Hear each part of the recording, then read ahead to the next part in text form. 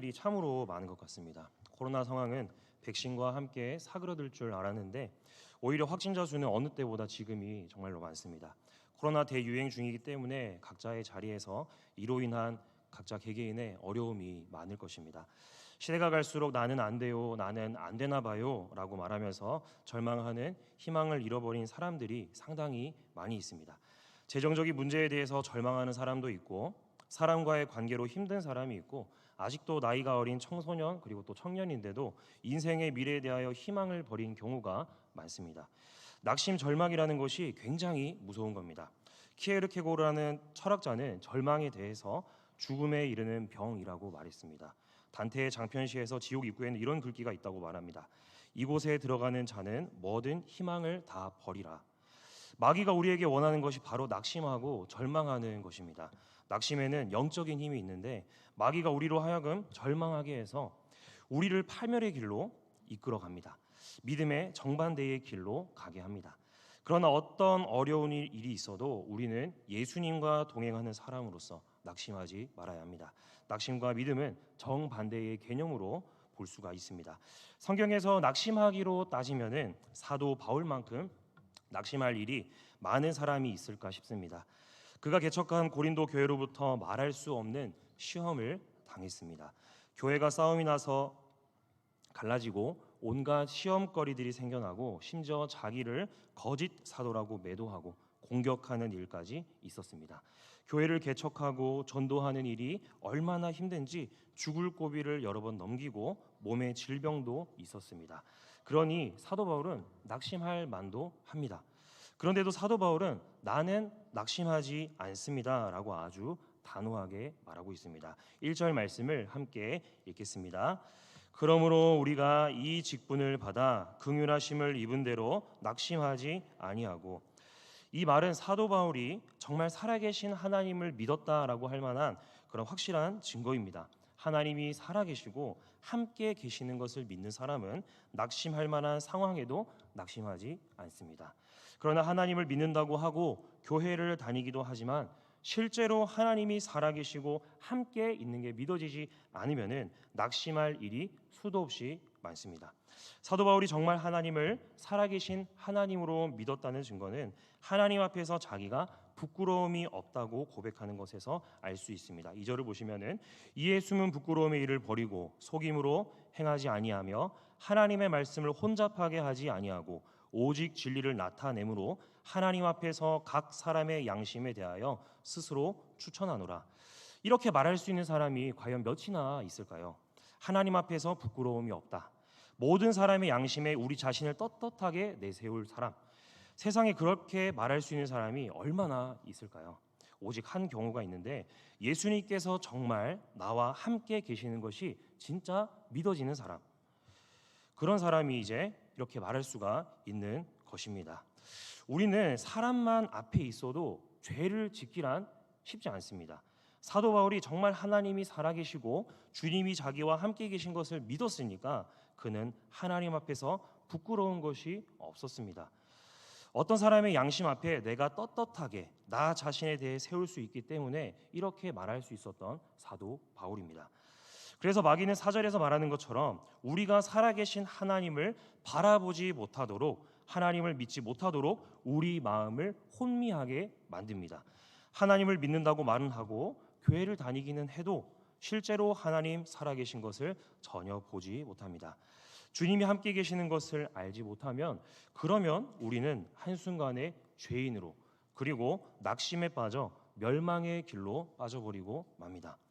그리스도라는 소망과 십자가를 보지 않고 살기 어려운 이 세상을 살면서도 예수님을 안 믿는 사람이 많은 이유가 도대체 무엇일까요? 이 세상의 우상이 마음을 어둡게 해서 예수 그리스도를 증거하는 복음의 빛을 보지 못하도록 만들기 때문입니다. 환한 대낮의 햇빛이 그렇게 강해도 손바닥으로 이렇게 눈을 가리면은 캄캄합니다.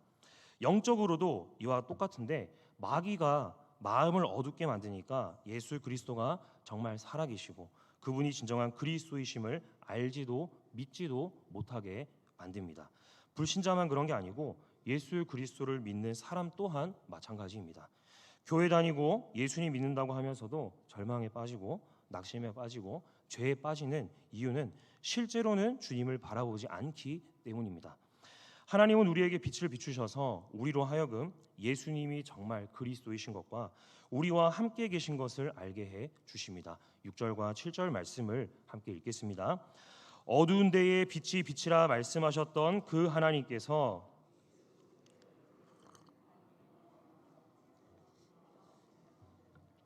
우리가 이 보배를 질그릇에 가졌으니 이는 심히 큰 능력은 하나님께 있고 우리에게 있지 아니함을 알게 하려 함이라. 아멘. 우리가 예수님을 믿게 된 것도 결국 하나님께서 빛을 우리의 마음에 비춰주셔서 가능한 겁니다. 예수님께서 정말 그리스도이심을, 우리와 함께 계신 것을 하나님의 영광의 빛으로 우리에게 알려주십니다. 그 빛을 비추어 주지 않은 사람 중에 예수님을 믿을 수 있는 사람은 단 한 사람도 없습니다. 그래서 우리가 알게 되는 겁니다. 질그릇 같은 우리 안에 보배이신 예수님이 와 계십니다. 7절을 통해서 알 수 있는 그리스도인은 어떤 존재입니까? 보배를 담은 질그릇입니다. 질그릇이 무엇이냐면은 흙으로 만든 그릇입니다. 사람은 흙으로 지음 받았습니다. 그래서 창세기 3장에서는 너는 흙이니 흙으로 돌아갈 것이니라 그랬습니다. 우리는 흙에서 왔고 흙에서 나온 것을 먹으며 흙으로 돌아가는 존재입니다. 이것을 우리가 겸손히 인정해야 합니다. 그래서 하나님은 맨 처음 남자의 이름을 아담이라고 부르셨습니다. 아담은 인류의 첫 사람입니다. 히브리어로 아담이 무슨 말이냐면은 흙이라는 뜻을 가지고 있습니다. 흙을 히브리어로 아다마라고 부릅니다. 아다마. 인간을 영어로는 휴먼이라고 부르죠. 그런데 휴먼은 어디서 왔냐면은 라틴어에서 왔습니다. 이 라틴어로 후마나가 땅입니다. 후마나에서 온 것이 영어 휴먼입니다. 히브리어도 그렇고 라틴어도 그렇고 영어도 그렇고 인간은 결국 무엇이냐? 흙이란 말입니다. 흙에서 온 존재라는 것입니다. 그래서 사도 바울은 인간을 질그릇으로 보았습니다. 이 질그릇의 특징은 약하고 잘 깨진다는 겁니다. 그래서 인간은 연약하고 아주 강한 것 같아도 그것이 아닙니다. 건강이 좋은 것 같다가도 갑자기 쓰러지는 게 인간입니다. 육체만이 아니라 마음 또한 그렇습니다. 조금의 문제가 생겨도 낙담하고 교만해지고 의지도 작심삼일입니다. 약하고 상처받고 잘 깨어지는 게 인간이라는 것이죠. 그런데 인간에게는 그것으로 끝이 아니고 그 속에 뭐가 들어있느냐? 바로 보배가 들어있다라고 오늘 이 7절에서 얘기하고 있습니다. 그 보배는 6절에서 구체적으로 이야기하고 있는데 예수 그리스도의 얼굴에 있는 하나님의 영광을 아는 빛, 다시 말하면은 예수 그리스도를 아는 빛, 하나님의 자녀라는 그 신분, 예수님을 주님으로 모시면 거기서 얻어지는 영원한 생명, 이것이 바로 보배라는 것입니다. 나 자신은 질그릇같이 못나고 부족하고 능력도 없는데 보배이신 예수님이 내 안에 거하시는 것, 어떻게 이거를 믿을 수 있겠습니까? 하나님이 빛을 비춰주셔서 믿는다라고 6절에서 얘기하고 있습니다. 사도 바울이 이 사실을 알고 난 다음에 그는 더 이상 낙심하지 않았습니다. 보배이신 예수님이 나와 함께 계신데 낙심할 이유가 없기 때문입니다. 8절 9절에 보면은 사도 바울이 복음을 전하며 겪었던 일들을 네 가지로 표현했습니다. 사방으로 우겨쌈을 당하여도, 답답한 일을 당하여도, 박해를 받아도, 거꾸로 때림을 당하여도. 바울이 이렇게 어려운 일들을 겪었지만 낙심하지 않은 것은 자신 안에 계신 그 보배 예수님 때문이었습니다. 사도 바울을 참 위대한 사도다라고 부를 수 있습니다. 그러나 그 사도 바울 자신이 위대해서 그런 것이 아닙니다. 사도 바울이 하나님 앞에 드렸던 고백인 갈라디아서 2장 20절에는 이제는 내가 사는 것이 아니요 내 안에 그리스도께서 사시는 것이라 기록되었습니다. 질그릇은 계속 외부로부터 압력을 받습니다. 우겨쌈을 당하고 답답한 일을 당하고 박해를 받고 거꾸로 때림을 당하며 계속 고난을 당합니다. 그러나 넘어지거나 쓰러지지 않습니다. 질그릇인데 계속 압력을 받으면서도 깨지기 직전인데 왜 깨지지 않는가 하면은 그 속에 보배가 들어있기 때문입니다.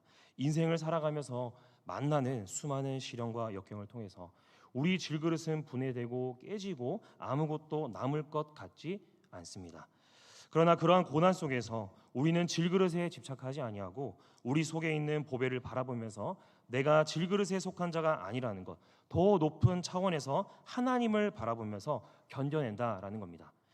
질그릇 때문에 깨지기 쉽지만 오히려 그 속에서 보배를 발견하고 그걸 붙잡음으로써 우리는 넘어지거나 깨어지지 않게 됩니다. 바울은 기독교의 중요한 비밀을 여기서 말해주고 있습니다. 대부분의 사람들이 이해하는 기독교와 실제 기독교는 많이 다릅니다. 오늘 여러분이 이 말씀을 듣고 이해를 하겠지만 마음으로 깊이 받아들여 실천하기는 쉽지 않을 것입니다. 머리로는 이해하지만 실천하기는 어려운 내용이기 때문입니다. 그러나 이해하고 받아들이면은 진정한 그리스도인이 되고 면류관 받는 성도가 될 것입니다. 많은 사람들이 생각하는 기독교는 예수님을 믿으면 잘 되고 건강하고 축복받고 능력받는 것만을 생각합니다. 그릇으로 말하자면 원래 나는 질그릇이었는데 예수님을 믿고 나면 업그레이드 돼서 구리그릇이 되고 은그릇이 되고 금그릇이 되는 거라고 착각합니다. 내가 좀 더 강해지고 그럴듯한 사람이 된다고 착각합니다. 마치 이것이 기독교의 본질이고 기독교가 나아가야 할 방향이고 많은 사람들이 추구하는 기독교의 모습이라고 착각합니다. 그러나 성경은 그렇게 말하지 않습니다. 너는 언제나 질그릇일 뿐이라고 성경은 말하고 있습니다. 처음에도 그랬고 앞으로도 그랬고 영원히 우리는 질그릇 인생입니다.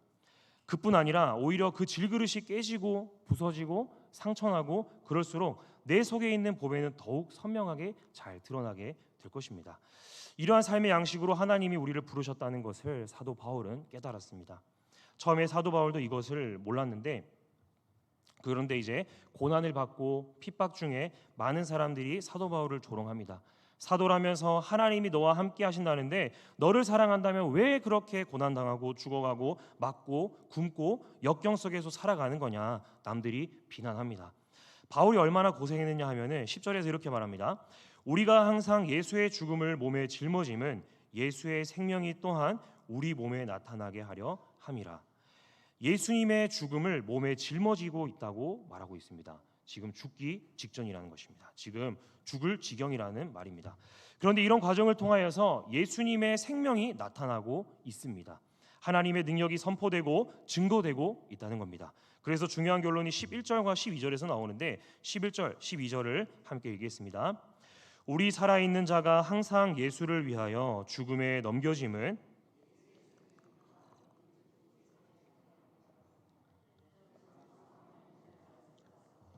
생명은 너희 안에서 역사하느니라. 아멘. 비록 우리가 죽음에 넘겨진다 할지라도 그 뒤에는 예수님의 생명이 나타납니다. 부활의 역사가 있다는 것입니다. 12절의 사망은 우리 가운데서 역사하고 생명은 너희 가운데서 역사하느니라. 이게 무슨 이야기일까요? 내가 예수님을 바라보고 죽으면은 누군가가 살아난다는 겁니다. 사도 바울은 이것을 깨달았습니다. 정말로 큰 능력이 어디에 있는 것일까? 처음에 나 자신에게 있는 거라고 사도 바울이 생각했습니다. 그런데 고난받고 역경을 당할수록 내 안에 있는 것이 능력이 아니라는 것을 깨달았습니다. 바울이 점점 느끼는 것은 나는 진짜 아무것도 아니라는 것입니다. 그럴수록 하나님에게 진정 큰 능력이 있다는 것을 깨닫게 되었습니다. 그래서 약하다는 것을 고백하고 그냥 하나님을 붙잡았고 하나님의 능력을 그때부터 맛보았던 것입니다. 그러므로 그는 힘들고 어려울수록 확실히 알게 되었습니다. 나는 아무것도 아니구나. 하나님이 전능한 분이시구나. 그래서 이제는 내가 주님을 바라보고 죽으면 죽을수록 하나님은 높임을 받으시고 누군가가 살아나는 역사가 있다는 것을 알게 되었습니다. 그럼 내가 손해보는 거라고 생각할 수 있지만 아닙니다. 14절에서 말하는 것처럼 주 예수를 다시 살리신 이가 예수와 함께 우리도 다시 살린다라고 말하고 있습니다. 주님을 바라보면서 내가 죽겠다라고 결심하고 나가면은 예수님께서 보장한다라는 겁니다. 부활의 권능을 예수님을 살리신 하나님의 능력이 그를 부활시키겠다라는 겁니다. 이 땅에서도 열매 맺게 하겠고 영원한 나라의 부활의 상급 면류관을 주겠다라는 것입니다. 그러므로 결코 이제는 낙심할 일이 없는 것이죠. 그 일은 손해보는 일이 아니기 때문입니다. 마지막으로 15절 말씀을 함께 읽겠습니다. 이는 모든 것이 너희를 위함이니 은혜가 더하여 넘쳐서 하나님께 영광을 돌리게 하려 함이라. 아멘. 이것이 나를 위한 게 아니라 하나님께 영광이 되는 길이다라고 바울이 고백하고 있습니다. 이게 기독교의 본질입니다. 우리가 낙심하지 않는 이유가 뭐냐면은 부활에 대한 약속이 우리에게 있기 때문입니다. 면류관에 대한 하나님의 보장이 있기 때문입니다. 다 집어치우고 싶다가도 내가 하나님 앞에 설 것인데, 그날에 주님께서 갚으실 것인데 라고 다시 일어날 힘을 거기서 얻을 수가 있습니다. 그래서 믿음에는 인내가 필요합니다.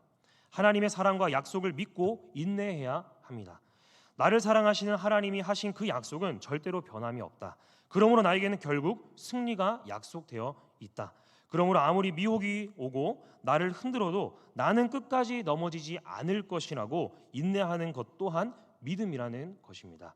그 믿음에 대하여 하나님은 보장하십니다. 결코 손해 보지 않으리라 보장하십니다.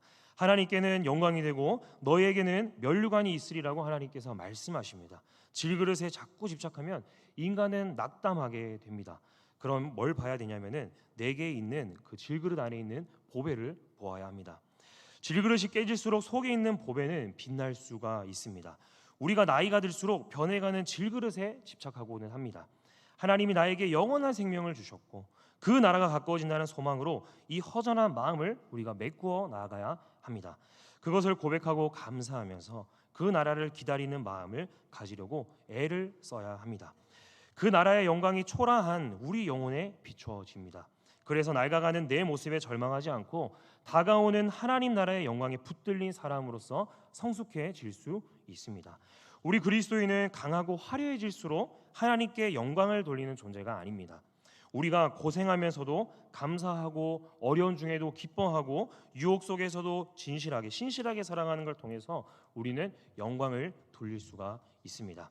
어떻게 저 사람은 저 상황에서도 신실할 수 있을까? 저 속에 있는 하나님을 향한 그 믿음, 그 영원한 생명 때문에 승리하고 있음을 보여주면서 하나님께는 영광이 되고 자신에게 상이 되는 줄 믿습니다. 항상 사도 바울은 나는 죽었습니다. 예수님만이 내 생명이십니다. 그렇게 고백하며 살았습니다. 그렇게 살며 자기의 모든 사역이 예수님만이 내 생명이십니다. 그렇게 고백하며 살았습니다. 그렇게 살면서 자기의 모든 사역이 예수님께서 나를 통하여 역사하신 것이라고 고백했습니다. 이와 같은 은혜는 사도 바울만 그런 게 아니라 우리 모두에게 똑같은 은혜가 주어져 있습니다. 우리가 할 일은 예수님께서 정말 내 안에 계시니 이제는 질그릇 같은 나는 십자가의 주님과 함께 죽었고 그러면 주님은 나를 통해 역사하신다. 이 사실을 진짜 믿고 고백하며 살아가는 것입니다. 우리가 할 수 있는 것은 믿는 것입니다. 믿는 것입니다. 정말 예수님이 내 안에 계시고 그분은 보배시니 그러니 내가 질그릇 같아도 상관이 없는 것입니다. 우리가 이 사실을 진짜 믿고 고백하고 살면 은혜가 더하여 넘쳐서 하나님께 영광을 돌리는 삶을 살아갈 수 있습니다. 우리는 이따금 약한 사람이 아닙니다. 우리는 항상 연약한 사람입니다. 이 사실을 부끄러워하지 말아야 합니다. 그 사실을 아는 것은 지혜로운 자입니다. 이를 모르니까 어리석게 기댈 곳 없이 사람이 살아갑니다. 내가 항상 약한 것을 잘 알고 기댈 수 있을 때에 오직 하나님만 붙잡고 맡길 수가 있습니다. 내가 내 자신에게 믿을 것이 아무것도 없습니다. 그 사실에 대해서 아직도 깨닫지 못하니까 여전히 자기가 해보려고 하다가 결국 실패하고 망가지는 것입니다. 나라는 인간이 질그릇 같은 자이니까 내 모든 행사를, 내 모든 짐과 내 모든 길을, 내 모든 염려를 다 주님께 맡길 수 있어야 합니다. 주님께 맡기지 않는다면 결국엔 예수님을 믿고도 실패하고 방황하는 삶을 살게 됩니다. 이는 집에 보물단지가 있는데 돈이 없다고 굶고 있는 것과 마찬가지라고 보시면 되겠습니다. 항상 질그릇 같은 자기 자신만 바라봅니다. 보배이신 예수님이 자기와 함께 계신데 자기가 부족한 것, 잘못하는 것, 능력이 없는 것 그것만 바라보다가 실패하고 또 슬퍼하면서 괴로워합니다. 안타까운 것은 정말 놀라운 은혜를 받고도 보배이신 예수님을 모시고 살면서도 무능력한 삶을 살아간다는 것입니다. 하나님의 임재를 처음 경험할 때는 너무나도 놀랍고 충격적입니다. 처음으로 진정한 하나님과 만났던 적이 있을 텐데 사도 바울만큼 충격적인 사건이 아니라도 그 느낀 감정은 비슷할 것입니다. 그러면 그 감정을 간직하면서 살아가야 하는데 그렇지 못할 때가 있습니다. 우리가 지나가다가 길거리에서 고양이를 보면은 얼마나 화들짝 놀라고 충격을 받으십니까? 아마도 대부분은 그냥 고양이가 지나가는구나 아니면 또는 귀엽다 뭐 이렇게 생각할 수가 있습니다. 가끔 갑자기 만난 고양이에 놀랄 수 있기도 합니다. 그런데 말도 안 되지만은 이런 가정을 해보면은 내가 호랑이 굴 속에 들어가 보면은 어떨까요? 호랑이 굴 속에 들어간다는 것은 말로 표현할 수 없는 정도로 두려운 일입니다. 호랑이는 사진으로만 봐도 저는 섬뜩하게 생겼다라고 느낍니다. 그런데 사진으로 보는 것과는 또 다르게 실제로 보는 것은 정말 다릅니다. 실제로 우리가 호랑이를 만약에 본다면은 온 신경이 곤두서고 놀랄 겨를도 없이 나 죽었구나라고 생각할 것입니다. 예수님을 만나는 것도 그렇게 큰 충격이 있어야 된다라고 저는 생각을 합니다. 우리 각자는 예수님을 어느 정도로 느끼고 있으십니까? 고양이를 만난 정도입니까? 아니면 호랑이를 만난 정도입니까? 이 정도쯤 되어야지 비유가 될 것 같아서 이런 얘기를 하는 것입니다. 예수님을 만난 것을 길거리 고양이 보는 정도로만 여기시는 분들이 분명 있을 수도 있습니다. 예수님께서 내 안에 계시다는 것을 호랑이 굴에 들어간 것을 우리가 경험해 본 적은 없지만은 그만큼 강렬하게 우리가 느껴야 합니다. 이건 아주 엄청난 일이기 때문입니다. 그 후 제대로 된 믿음으로 반응하면은 비로소 제대로 된 믿음의 역사가 일어나게 될 것입니다. 우리가 주님을 믿고 동행하게 되면 낙심과 절망이 나를 사로잡지 못합니다. 16절에는 그러므로 우리가 낙심하지 않으니라고 기록되어 있습니다. 이것은 진짜 예수님을 믿게 된 자들의 반응이라고 할 수 있습니다. 우리 속사람은 날마다 새로워져야 합니다. 예수님과 온전하게 하나 되는 것이 속사람이라고 이제 16절과 18절에서 기록하고 있는데 우리 속사람은 날마다 하나님과 동행하는 삶이 되어야 합니다. 고난을 당해도 이제는 슬프거나 두렵지가 않습니다. 왜냐하면 예수님께서 함께 하시기 때문입니다. 17절에 사도 바울이 자기가 당한 고난을 잠시 받는 환난이라고 표현했습니다. 이 말씀만 보면은 사도 바울이 겪은 고난은 아주 작고 얼마든지 극복할 수 있는 것처럼 보입니다. 그런데 실제로 사도 바울이 겪었던 고난을 우리가 들어서 또 글로 보아서 잘 알고 있습니다. 그는 죽을 고비를 수도 없이 겪었습니다. 어려움을 겪은 사람이 어떻게 그걸 잠시 받는 환난이라고 말할 수 있을까요? 그러나 이 말이 사실 또 틀린 말은 또 아닙니다. 사도 바울은 눈으로 보이는 것만 본 게 아니기 때문입니다. 보이지 않는 하나님의 나라 그리고 지금도 자기와 함께 계시는 예수 그리스도를 보고 나니까 지금 내가 겪는 고난과 앞으로의 받을 상급을 비교해 보니까 이 고난은 너무 가볍고 일시적인 잠깐의 환난이구나라는 말입니다. 눈이 뜨이고 나면 모든 것이 다 다르게 느껴집니다. 그러니 어떻게 고난으로 인하여서 낙심할 수 있겠습니까? 일시적이고 너무나 가벼운 고난인데 앞으로 받을 상급을 생각하면 이건 정말 아무것도 아닙니다. 그리스도인의 능력은 이럴 때 오게 됩니다. 나는 약합니다. 아무것도 할 수 없습니다. 그러나 주님의 말씀을 믿고 그렇게 해보겠습니다. 이게 우리의 능력이 될 줄 믿습니다. 자기를 내려놓으면서 질그릇이 깨지게 됩니다. 그러면 아프고 힘이 듭니다. 그걸 통해서 우리 속에 보배가 드러나게 됩니다. 하나님의 힘으로 나라는 그릇이 더 강해지는 것이 아닙니다. 이렇게 생각하는 사람들이 많아서 교회가 다른 사람들이 보기에 고집만 세고 하나님의 영광을 드러내지 못한다라고 생각합니다. 나는 질그릇입니다. 그리고 내가 약해지고 깨어짐으로 우리는 주님을 더욱 드러내야 합니다. 난 아무것도 아닙니다. 그러나 주님은 나를 붙드십니다. 나를 사랑하십니다. 나와 함께 하십니다. 주님의 말씀을 의지해서 나를 내려놓고 나를 깨트려 주님을 사랑하겠습니다. 그리고 주님을 섬기겠습니다. 그럴 때 주님의 능력이 나타나게 되는 줄 믿습니다. 이 세상은 어찌 보면은 마귀의 지배 아래에 있는 것만 같습니다.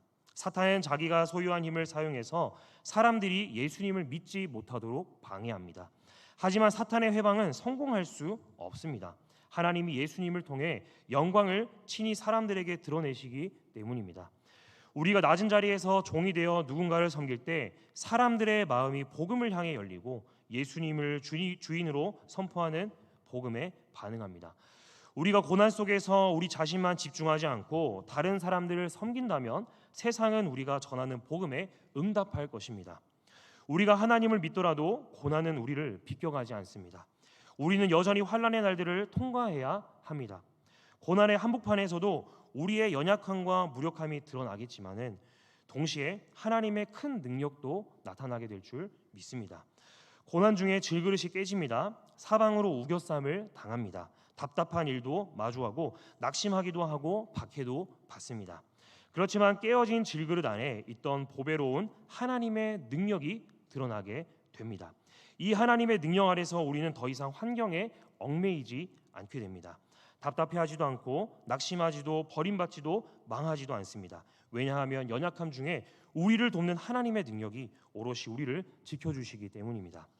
사도 바울은 온몸으로 고난을 겪으면서 죽음의 기운을 가까이서 느꼈습니다.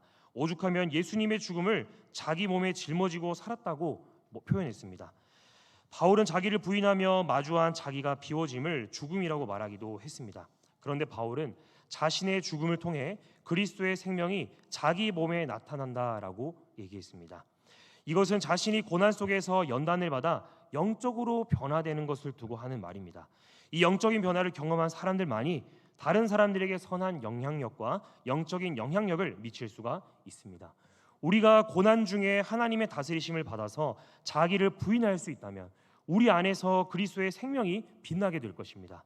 그 빛은 결코 우리 안에만 머물러 있지 않고 우리를 밝힌 그리스도의 광채는 우리를 살릴 뿐만 아니라 다른 사람을 살리는 도구가 될 것입니다. 우리에게 있는 보배는 마침내 나 자신과 이웃을 살리는 그리스도의 생명으로 나타나게 될 것입니다. 하나님은 이처럼 우리를 복된 도구로 부르셨습니다. 보배를 담은 질그릇으로 말입니다. 우리의 삶에 어려운 일들이 존재하지만 그 고난이라는 삶의 조건 속에서 하나님은 우리를 통해 오직 예수님의 주되심이 전파되게 하시고 하나님의 능력이 드러나게 하시며 예수 그리스도의 생명이 사람들 가운데 역사하게 하십니다. 우리 질그릇은 보배를 가졌다면, 그 보배를 발견했다면 환경과 관계 속에서 더 이상 낙심하는 일이 없기를 바랍니다. 나를 살린 그 보배를 나의 소망으로 삼고 나의 모든 것을 삼아 살아가는 보배를 담은 질그릇의 삶을 사는 성도님들 되기를 간절히 소망합니다. 이 시간 들을 말씀을 생각하며 함께 기도하도록 하겠습니다. 우리는